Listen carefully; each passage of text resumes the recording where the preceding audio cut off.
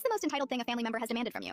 After 7 months of failed attempts, my husband Kyle and I announced that we were finally pregnant. Everyone erupted with cheers, except for my sister Jacqueline, who smashed her wine glass against the marble counter. "How dare you!" she shrieked. "You know how long I've been trying for a baby? I deserve to be the first." Mom tried to tell her 19-year-olds aren't ready for a baby, but Jacqueline refused to back down. She grabbed her purse, then dramatically stormed out yelling that I better abort my baby within 1 week, or else she's getting the police involved. The next morning, she showed up at our door with printed pages from abortion clinics, shoving them into Kyle's chest while he was still in his boxers. "I made appointments for her at 3 different places," she announced to our entire cul-de-sac. "She just needs to pick one." When Kyle tore up the papers, she called the whole family demanding an emergency intervention. That Sunday, 23 relatives crammed into Mom's living room, while Jacqueline stood at the fireplace like she was delivering a TED Talk on why I was destroying her life by having a baby first. She actually had a PowerPoint. Our Uncle Jeffrey, who's a lawyer, finally told her there's no legal precedent for forcing someone to abort because you want to be pregnant first. She pointed at me with tears streaming down her face and said if I didn't terminate by Monday, she'd never speak to any of us again. But we called her bluff, and all 23 of us told her, "See you, Felicia." She actually left sobbing, and we didn't hear from her for a long time. And then, 7 months into my pregnancy, we were having our baby shower when the door flew open. It was Jacqueline. She walked in with her hand on a massive belly, wearing a shirt that said, "First grandchild loading." Everyone went silent. Mom dropped her cake knife. "Surprise! I'm almost due," she announced, spinning around so everyone could see.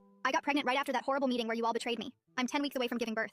Nobody was impressed, and when I decided to screw with her and mentioned my due date that was 8 weeks away, her face turned deep red with anger. She grabbed my arm and whispered the dates didn't matter because she'd make sure hers came first, then left before anyone could respond. My mom called me that Tuesday bawling her eyes out. She found out from Jacqueline's roommate that Jacqueline had been taking black market labor induction substances she'd bought from some website in Romania, risking her baby's life to deliver before me. Now, Jacqueline was in the ICU, but not because of the substances. Turns out, Jacqueline had found some girl on Craigslist whose mother used to be a midwife in the Philippines, and paid this girl to perform a C-section in her living room. The girl kept refusing, saying Jacqueline was only 31 weeks. But my sister threatened to do it herself with kitchen knives if she didn't help. They used box cutters sterilized with vodka. Jacqueline lost so much blood that her neighbor saw it seeping under the apartment door. The baby somehow came out alive, but he was purple and barely breathing. They both nearly died in the ambulance. The baby went straight to the NICU on a ventilator, and Jacqueline needed a full hysterectomy. She'd never have another child. When she came to, the first thing she did was call me from her hospital bed. "You did this," she gasped through the oxygen mask. "My baby is dying because you couldn't wait until me to have a child." The craziest part about all this is now that she was fighting for life, suddenly the family was split down the middle. One half thought she'd lost her mind, but the other actually thought I should have delayed announcing my pregnancy to spare her feelings. One aunt even said I should have just aborted. But everyone agreed on one thing. We all needed to be there for the sick baby. My own pregnancy became pushed to the side. I didn't mind much though. My baby was mine and my husband's, not my mom's.